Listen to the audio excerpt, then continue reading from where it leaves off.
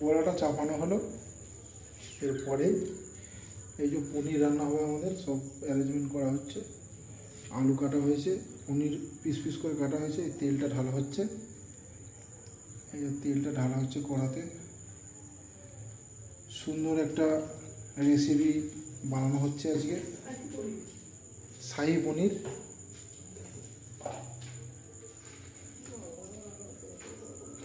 এরপরে নুন দেবে নাকি? আলু দেওয়া হচ্ছে,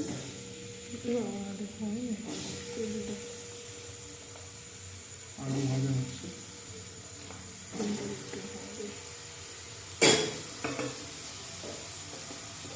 এরপরে একটু নুন অ্যাড করা হচ্ছে।